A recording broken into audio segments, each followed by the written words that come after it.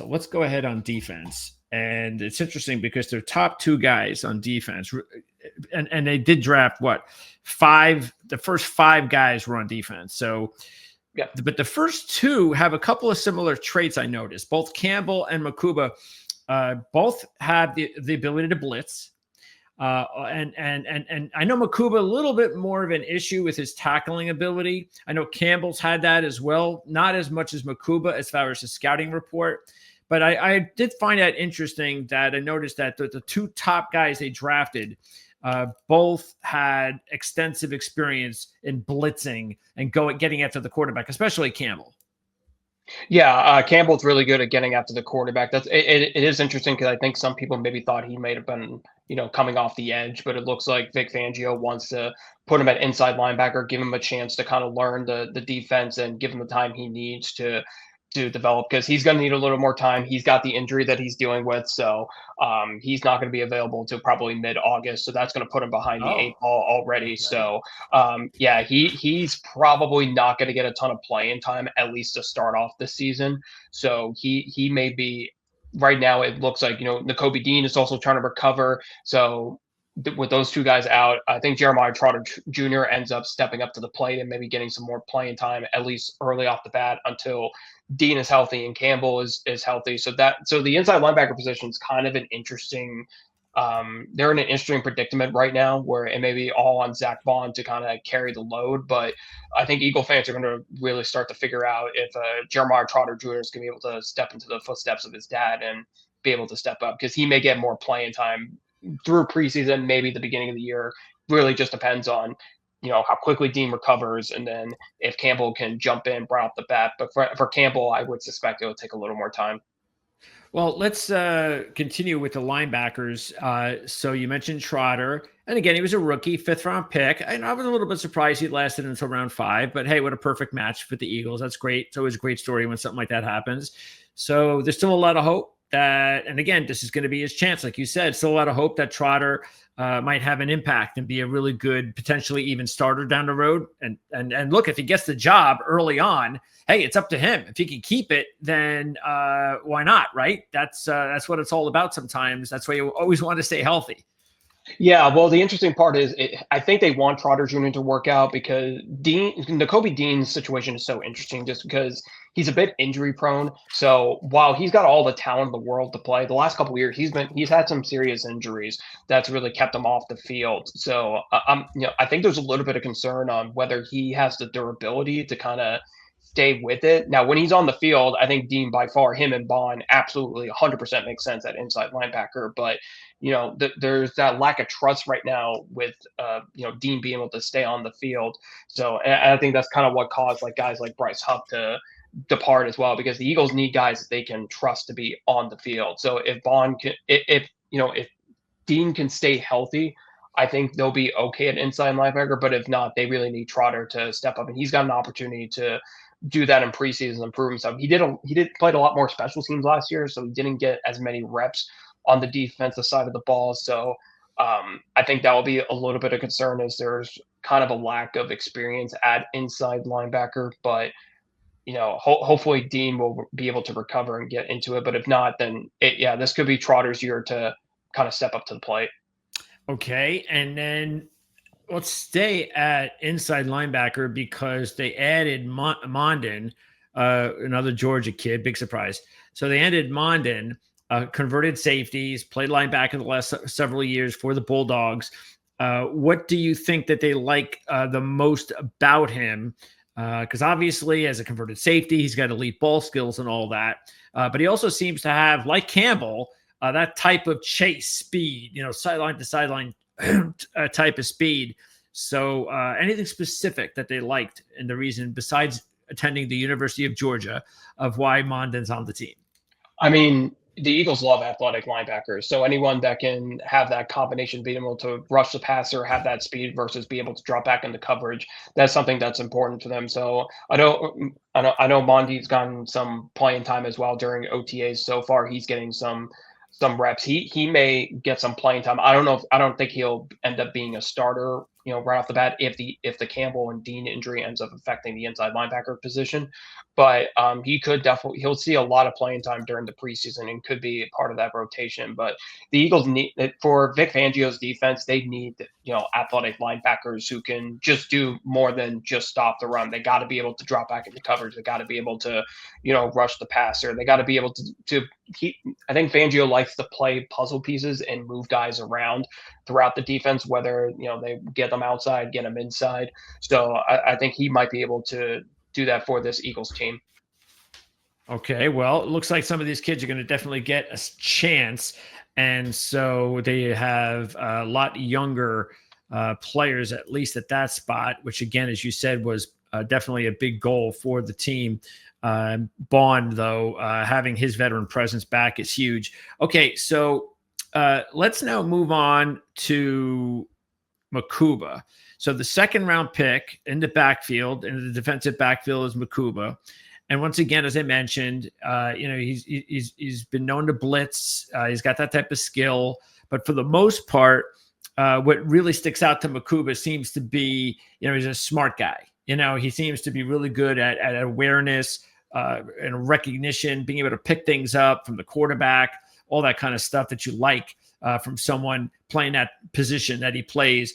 There were some issues, though, in his game, as I mentioned, the tackling and so forth. But what specifically did they like about him, and why do you think that they targeted him as high as the second round? He kind of reminds me of a younger CJ Gardner-Johnson. Maybe not as maybe as established as he is, but he reminds me a lot of him, and I think that's what they like. That's what they like about him. I think he can step in and be like a CJ Gardner-Johnson. He's great in coverage. He's a ball hawk. He can be able to create turnovers. And like you said, I think there's some things he needs to clean up tackling wise, but that's something that's simple that Vic Fangio and his coaching staff can be able to work with him on. So. I mean, when I see him on tape, I mean, this guy flies around the ball. I mean, he's just really smart with, being able to, get to the receivers and be able to make plays. So I like what I've seen out of him. I don't think he'll come in and be a starter right off the bat. I know right now he's competing with Sidney Brown for that starting safety role. I think the Eagles are probably leaning a little more towards Sidney Brown just because he's been in the defense a little bit more than he has. And I think Vic Fangio really cherishes guys that have experience.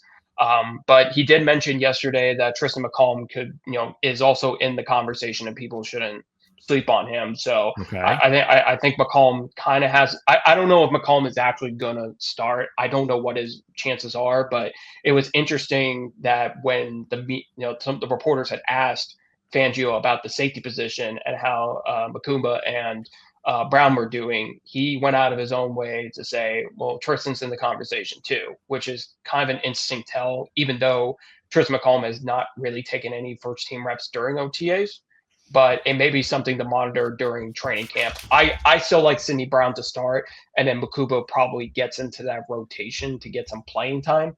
But McCollum maybe be able to pull an upset because he did play longer last year. And the one thing that Fangio said was that he was worried about Brown maybe not getting those reps last year because he did miss time with the injury, and McCollum has a little more experience. So maybe that might give him an advantage. And Makuba is kind of like the middleman right now in between them. So I still see Brown starting, but McCollum could pull up an upset and maybe be in the conversation to start.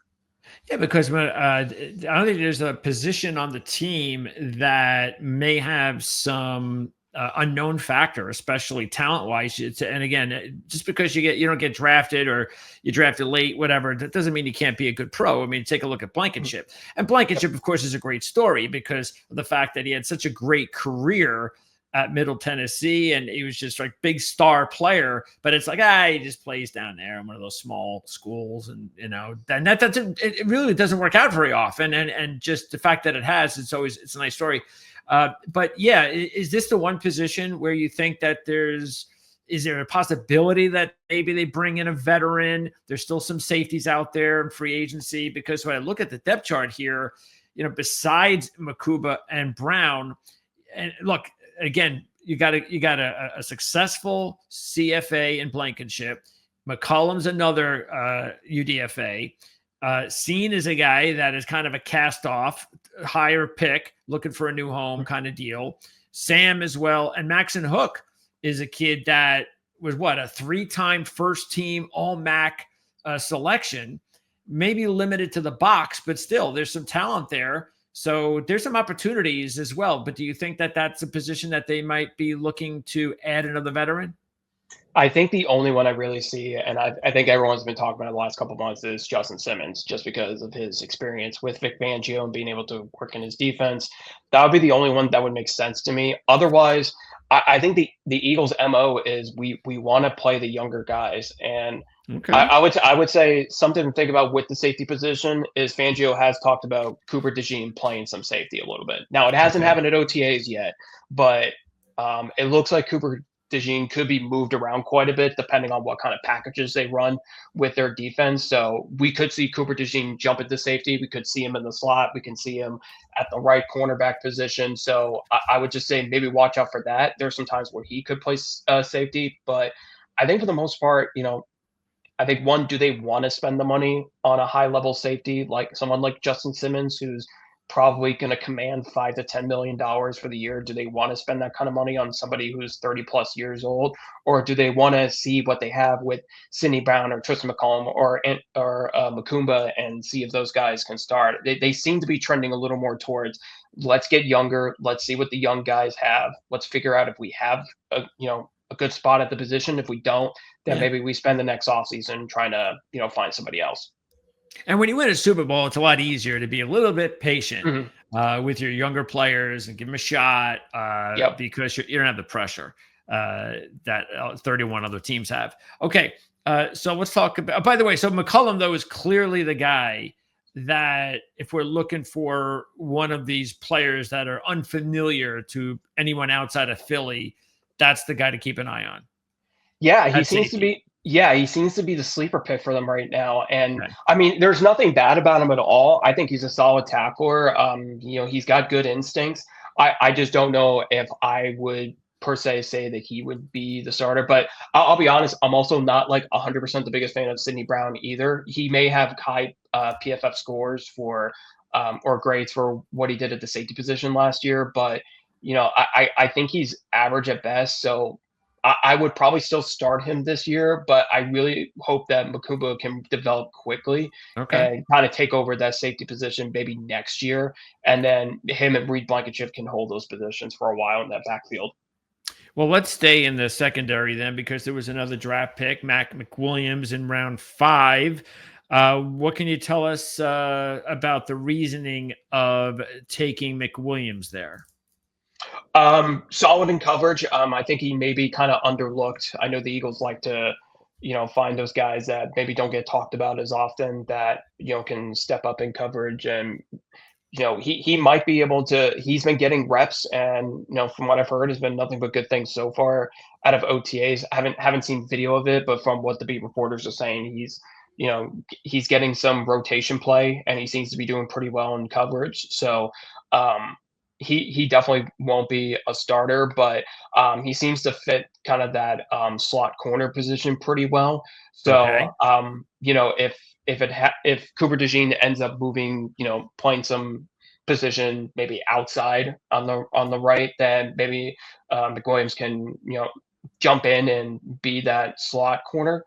But Perry Nicholson's also a guy that has an opportunity to maybe steal some time from McWilliams as well, because he's been getting some starting time. So I think Nicholson and McWilliams are going to probably battle for some playing time in the slot. But it sounds like right now they like McWilliams, but I think Nicholson is getting some more playing time in the secondary, so he has a better chance of maybe getting in that rotation. Interesting. Perry Nickerson. Okay. By the way, he had a 5th round grade when he came out, but he's been around a bunch of clubs. I noticed there for quite a long time. So, but it makes more sense then, the McWilliams draft, because like you said, if they do have that in mind to move Cooper around, they're going to need someone else to slide in there at nickel. And Nickerson again was definitely, do you think Nickerson right now, I know we have McWilliams ahead, But do you think Nickerson is ahead of McWilliams? Like, if the season were to start today, do you think Nickerson is the number one nickel, or do you think McWilliams?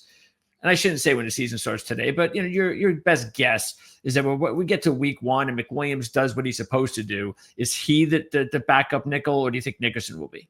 I think right now Nickerson would probably be the backup behind DeJean nickel, and then could play depending on what the packages are for depends on where DeJean lines up, whether he's in the slot or outside or safety. All right. And as far as the rest of the secondary, Adoree Jackson, that was a free agent signing, played the last 4 years with the Giants, not as productive last year.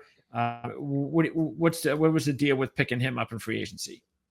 I think they're looking for someone who's not quite older, but has the veteran experience to maybe come in and help out with some of the younger guys. So, he's had an interesting career where I don't think he's quite lived up to his first round pick, but he's always been a solid corner.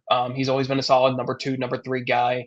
And I think he's got a pretty decent shot at starting, but I think that cornerback position between him and Ringo are going to be that may be the most contested position battle at training camp, because you look at the difference between Ringo and Jackson. Ringo is 6'2". He is massively tall compared to everyone else in that secondary. Like, there was video of him, breaking down one of the huddles for the defensive backs, and he was just significantly taller than them. So I think the Eagles hope that he can turn out to be something special, and he could end up maybe being that outside starting corner.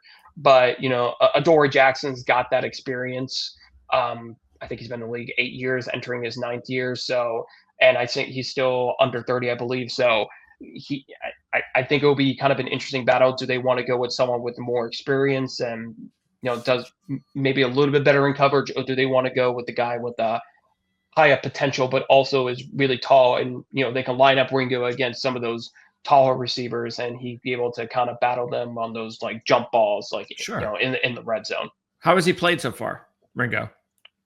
I've heard good things about him. I mean, it's kind of hard to tell. A lot of guys are playing well right now, but the thing with Ringo and Jackson is they seem to be kind of splitting those first team reps. So I believe like Jackson was starting for like 11-on-11 drills, and then Ringo was starting on the first team reps for like 7-on-7. So they seem to be going back and forth. So there's not like a clear winner. That's why I think this position battle is probably going to be the toughest, because they're both going back and forth at this point, and a decision probably won't be made on who's going to start on the outside until the end of training camp. So Ringo really hasn't had a lot of extensive experience in that role as being a starter, legitimate number 2 guy on the outside. I know he had some starts last year. He had a little more playing time just because of some injuries that happened within the secondary. So he's got more experience, obviously, in the defense versus Jackson. Sure. And I think just because of his size, I think the Eagles just want to. They hope that they can use his height and be able to use it to an advantage. But again, does it come down to, do you want to go with the veteran who has more experience and has gone up against, better players, or do you want to go with, or do you want to lean on potential? And it seems like the Eagles want experience within the defense, but also want to go on potential for those younger players. Makes sense. Okay. All right. So that's the secondary. Now let's move on and head back to the drafting order and stay on defense, of course, with Ty Robinson. So Robinson was drafted in the 4th round, and it seems like he's a perfect fit with the Eagles. A rotational defensive lineman, very strong kid. I like the kid. I like what I saw out of him at Nebraska. So I think this is a really good pick, and I think he'll fit in really well with the Eagles. I love Robinson. He may be one of my favorite picks in this draft. The first video they showed last week at OTA was this guy absolutely demolishing those tackling dummies, and it was just awesome to watch. Like, he seems to be the prototypical Eagles defensive tackle that they want to see. I don't know if he's necessarily the strongest when it comes down to pass rushing, but he's going to be a great run stopper for them that they are kind of needing. So I think he could fit in perfectly with what the Eagles are doing and be a really good rotational defensive lineman. But yeah, I loved everything I've seen out of him so far. I think he's going to be a great fit for this defense, and I definitely see him getting in that rotation, especially on those first and second down plays when they're trying to stop the run. He'll be in there to try to clog up those holes. What can you tell us about the rest of the defensive line? Because they did not go out and add any veterans. So it's really just Ty Robinson. Of course, they lost some significant personnel. So what do you think about how the unit is looking right now?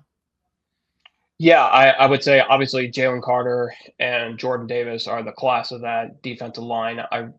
You look at Jordan Davis, he's actually Vic Fangio said Davis is in the best shape of his career.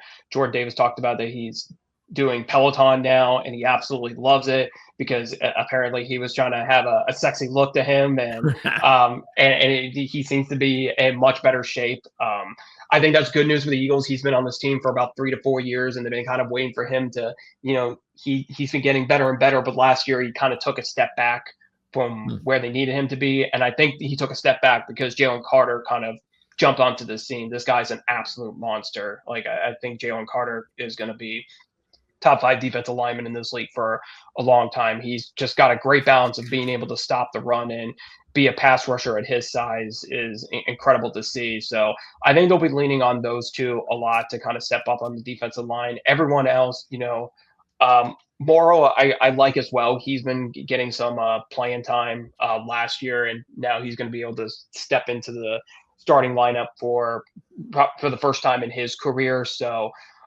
it'll be interesting to see how he does. I like him more for what he does stopping the run.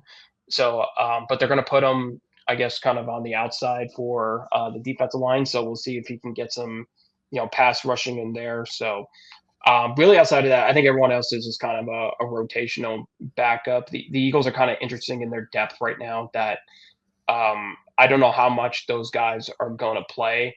I would say Ty Robinson's got the best shot of the backups to really get some significant playing time versus everyone else. Do you think they'll add because how important it was to rotate those guys? Can you see them adding another veteran? I don't know about the defensive line. They Okay. could possibly add somebody else in, but I think they're kind of stead on who they have on their roster right now, and maybe want to see what they do. If they're gonna do anything, it probably won't be till maybe the trade deadline if they feel like they need to get some more help on the defensive line. I don't know. The Eagles this offseason have been kind of weird where they have not been as aggressive as they've been in the last few years of going after big time players. This offseason was about, hey, let's take care of some of those key players who helped us in the Super Bowl. Sure. But the ones that are maybe a little more expensive and maybe they don't want to lean on as much, kind of let them walk in free agency and lean on those guys that are 25 or under. Okay, let's see. Before we move over to the offense, one more position. It's a big one, of course, and that's edge. There was a draft pick, Powell-Ryland, going with their last pick. And, you can understand this. See, this is the difference between production in college and scouting players for the NFL. Because while surprising that he lasted as long as he did for an All-American, first-team ACC player, bunch of sacks the last couple of years, the fact is he's he doesn't have the size, and apparently he has really tiny arms. That's our scouting report on Powell-Ryland, but it's true, and this is why guys slip. But the kid's produced. And if you're a football player, you're a football player. Now, sometimes that hurts them, and that's why they're drafted that late. But maybe the Eagles got something there with a highly productive kid that they were able to pick up in round 6. Yeah, I mean, for Howie Roseman and that team, like it doesn't matter what size you are. If you can get to the quarterback and make plays, they're going to put you on the field regardless. So I don't know how much time Powell-Ryland's going to get on the field. He may be in the rotation, but this is a guy that obviously has proven that even with some of the limitations he has with like small arms or anything like that, he can get to the quarterback. Like he Yeah. can make plays off the edge. And, as I mean, a classic example is, a big topic has been Jeremiah Trotter brought up that Jalen Carter still hasn't even learned how to play defensive line. And he's been in the NFL 2+ years, and he has found a way to make plays. Like for Yeah. the Eagles, it doesn't matter Yeah. if they know, if you can find a way to get from point A to point B, which point B is being to the quarterback, they'll coach you and they'll train you up throughout the years, but just find a way to get to the quarterback and make a play. All right. So then they go out. Well, first off, in free agency, and this couple of really interesting additions on the edge are a couple of former second round draft picks in Uche and Ajulari. Especially Ajulari, because he's actually quietly still been productive. Even though I think a lot of it, even though he's a New York guy, has to do with the fact that the Giants just not very good. So nobody really pays attention. But overall, 22 sacks, had 6 last year. And Uche had that big 11.5 sack season. I think it was his second season with the Patriots. And then was finally traded away from the Patriots to the Chiefs last year. I don't think he did much there. And now the Eagles grab him. So what do you think the idea was getting both of these guys, again, former second round picks that still seem like there's potential talent there? I mean, for me, Ujulari is the best free agent signing they had all offseason. This guy, I mean, when I watch the tape, I don't see anything wrong with him. Like he is so fast off the edge. He's got great tackling skills. He can get to the quarterback. Really, the only issue with him is he can't stay healthy. He's missed 22 games over the last 3 years. That's really the only knock on him, is that his durability has, his availability for games has not been there. If he could find a way to stay healthy, he's a starting edge rusher for half the teams in the NFL. So for the Eagles, it was easy to take a chance on him because I'm sure nobody else wanted to pay a guy who's 25, 26 years old and hasn't been able to stay on the field. For the Eagles, it was an easy, cheap option for them to, hey, this is the guy that, even if he doesn't start, he's a rotational guy. Like he's going to go in there and be able to still produce 3 to 6 sacks during the regular season for us. So I think Ujulari, if it wasn't for Jalen Hunt, Ujulari would easily be starting, and I think he's got the capabilities to do it. So, with Josh, he's a rotational guy. I don't think he's going to start. He may step in for Nolan Smith from time to time, but off the edge, this is Nolan Smith's season to really step up and take that Josh Sweat type role and be able to get 8 to 10 sacks easily. Jalen Suggs, I think, will probably be more where Nolan Smith was in 2024, where he'll get his first significant playing time of his career and maybe kind of range between that 5 to 7 sack season as he kind of learns the position. Because Jalen Hurts has kind of talked about, like, I want to focus on the fundamentals. I'm looking at what do the top pass rushers do and what can I do on a technicality basis for the position for me to be a better pass rusher and be better off the edge. So I think this year will be about him kind of playing around with the technicalities of the position and see what he can do to get to the quarterback. Yeah, because there's still an unknown factor there, of course, and that's the thing. But hey, that's going to add some competition to the edge, and there's nothing wrong with that. Okay, so let us now move on to the offense finally. And let's see, why don't we go ahead and start in order as well? So we'll start along the offensive line. And this is really where there was a lot of impact in the offseason, starting, of course, with the 3 draft picks, Trude Kendall, Miles Hinton, and Cameron Williams. Cameron Williams, boy, was he disappointing. I know there's a lot of people a year or two ago thought that he had a really good career ahead of him, and he just did not play well for Texas. Very disappointing. I think he's a 6th-round draft pick because they're still hoping maybe he gets the NFL coaching, and that could take off. Kendall, he's got the bloodlines. Hinton, same thing. So out of these 3 linemen that they drafted, what do you think? It's easy to just say, well, yeah, they like Kendall first because that's who they drafted. But how do you see these guys working in as far as depth on the team?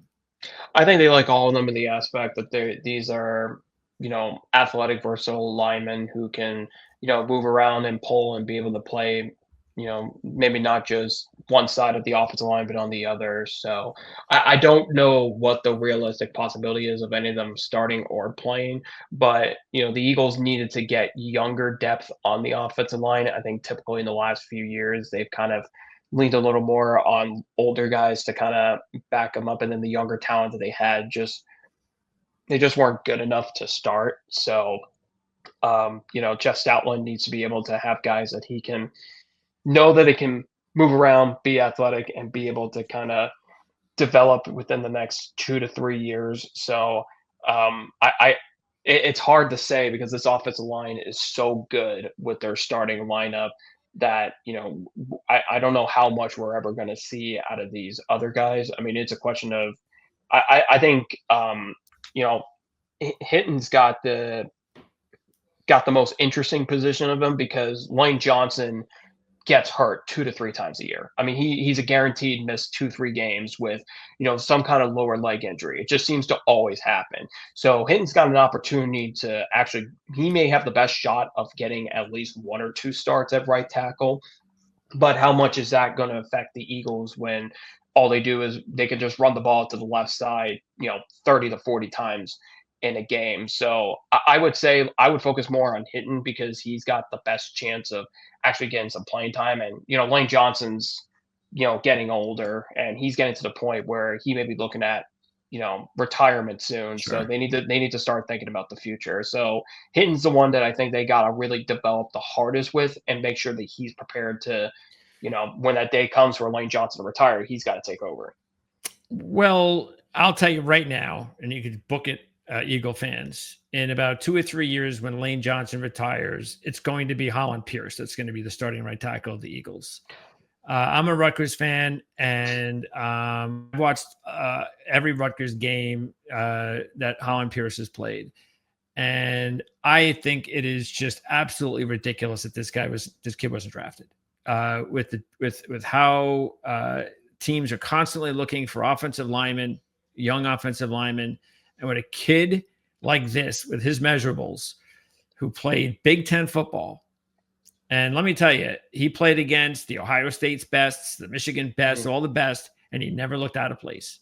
Never looked silly. Just got better and better.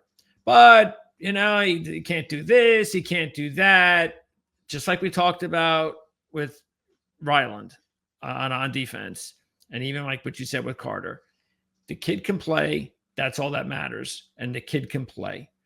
And I'm just telling you right now, he's going to be a starting caliber, and he's not even going to just be a starter. He's going to be a really good starter in the NFL in about 3 or 4 years.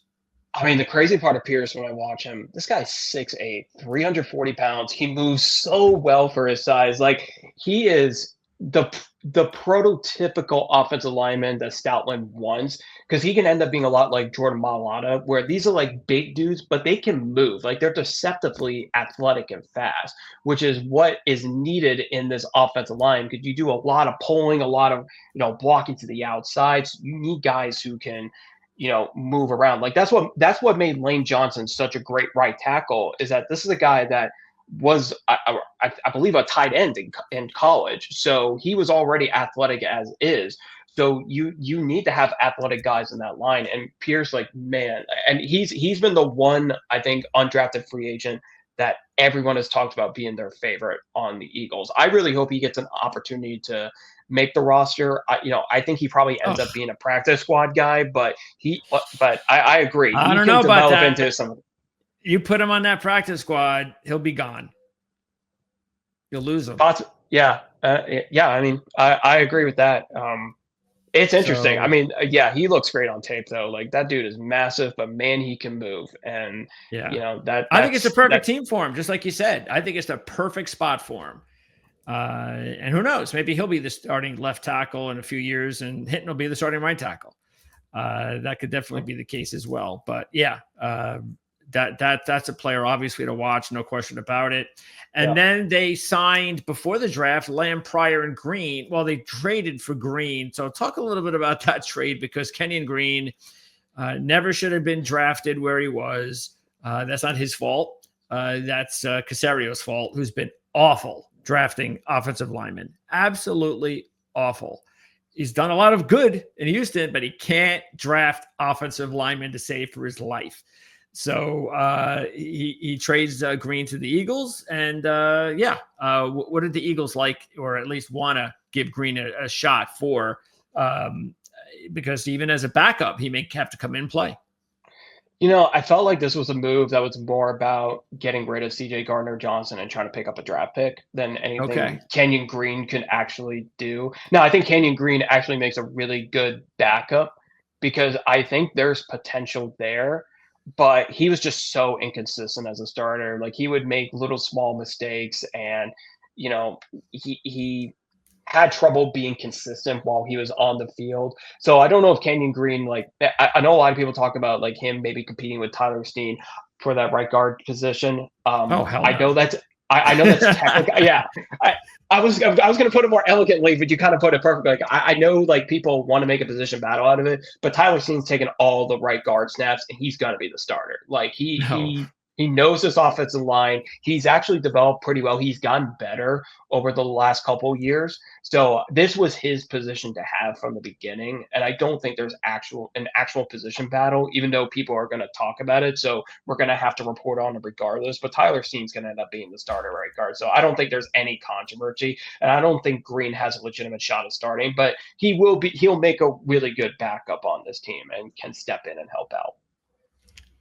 By the way, if anybody has any questions or comments during the live broadcast, go ahead and throw them in the text box there. We have one, but we'll get to that in just a little bit because we're talking offense right now, but we will get to the question regarding Smail Munden. Okay, so let's move on to the next pick in order, and that would be the quarterback. And this is actually the last one. So Kyle McCord. Yeah. Wow. To get Kyle McCord in round 6. I mean,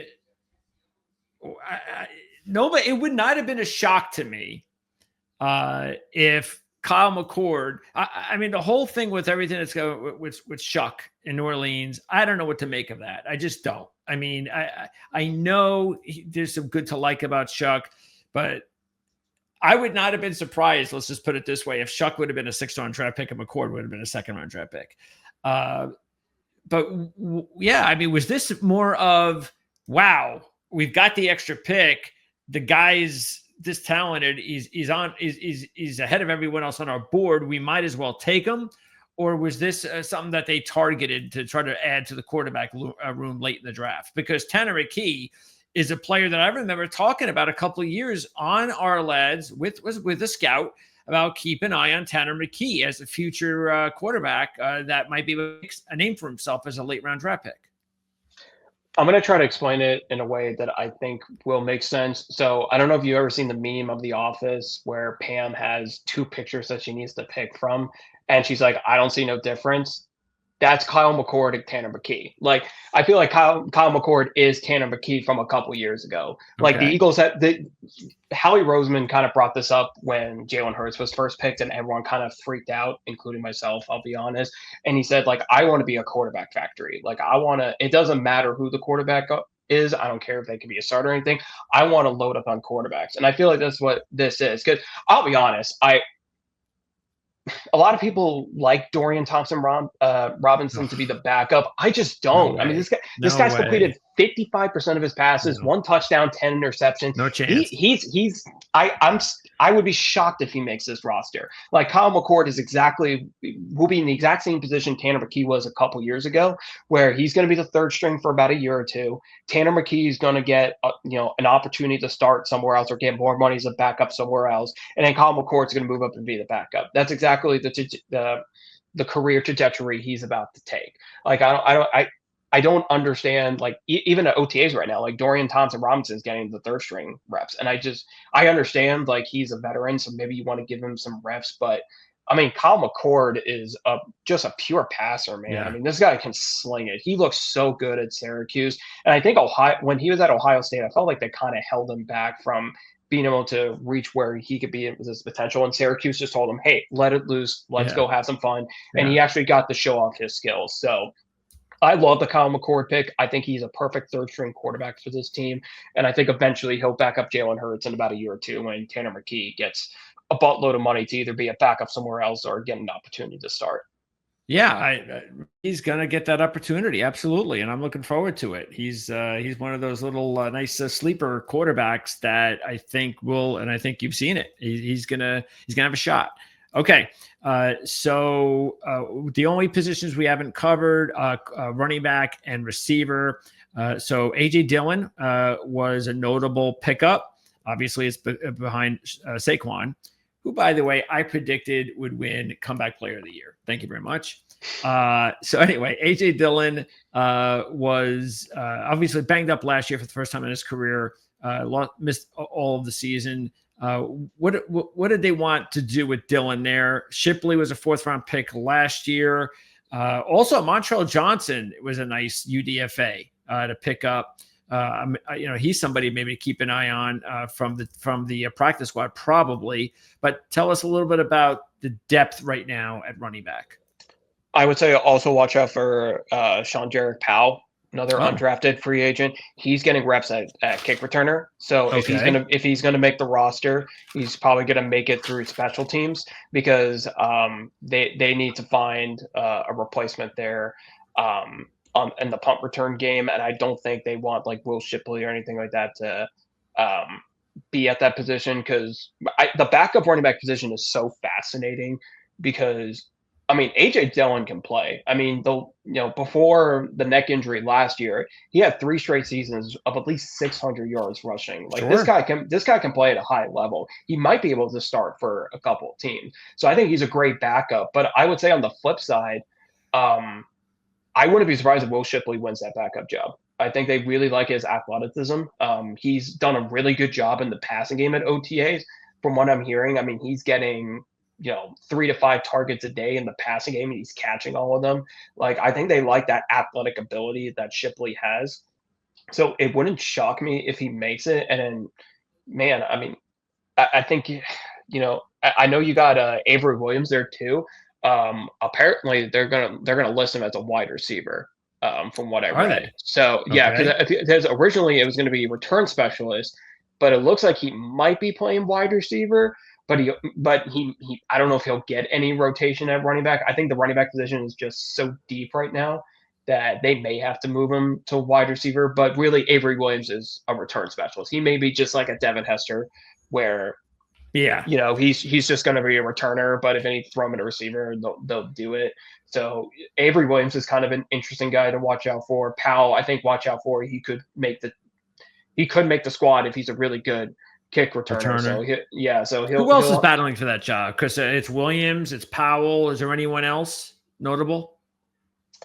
Those are the 2 right now. I think there's some other ones I can't remember off the top of my head. Who else is gonna? Is Morin gonna get a chance as well as a CFA? I have not heard him at returner, but that would actually make sense.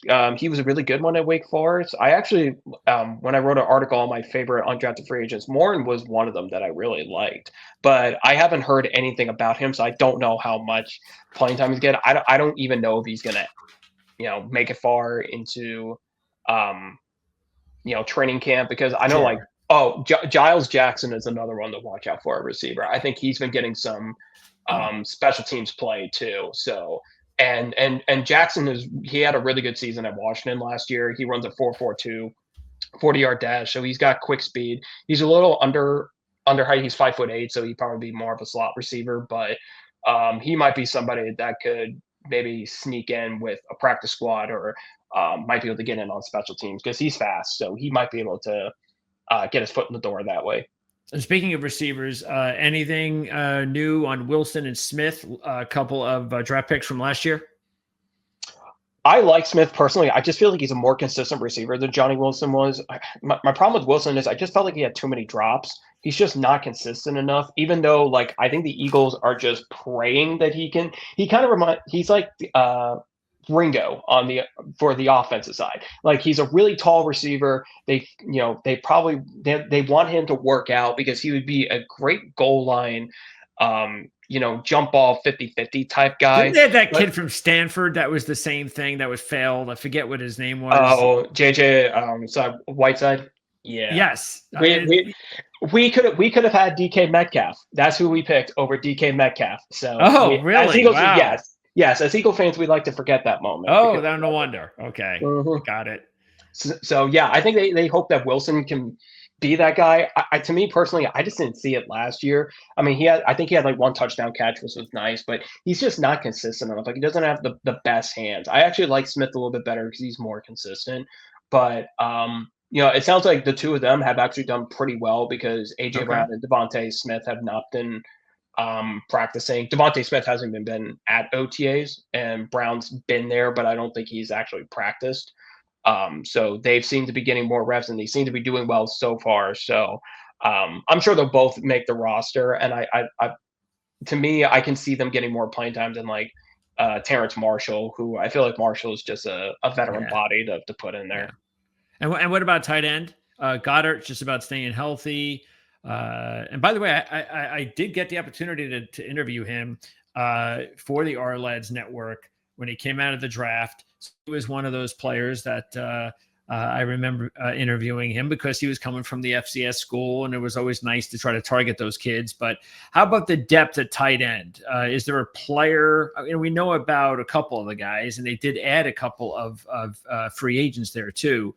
But has anybody either stuck out as far as depth that can take over that number 2 role, or is there one of those players that you just heard that the Eagles are really high on? Well, Dallas will be number one. Grant will be number two for sure. Grant had Definitely locked in number 2. Got it. Yeah, he had a good season last year when he stepped in for Dallas Goedert when he was hurt. So I think it's going to be more about who makes that number 3 spot, whether it's Kylan or Harrison Bryant. Both Okay. are veterans. Both can play the position. Nick Muse, I've heard, has had a good camp or good OTAs so far. So he may be a dark horse to get in there, but yeah, I think it's going to be Grant versus Bryant for that final number 3 tight end spot on Okay. who they want to go with.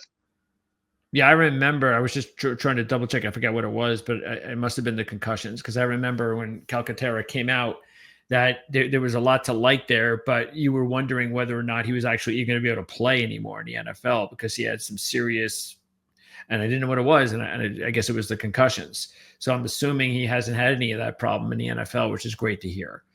No, he hasn't played as much up until last year, and then he kind of got thrusted into the starting lineup when Dallas Goedert was hurt. And yeah, he played really well to the point like I think that's why there was so much talk about should the Eagles trade or release Dallas Goedert during the offseason because Grant played so well that they're like maybe he could end up being an eventual starter for this team.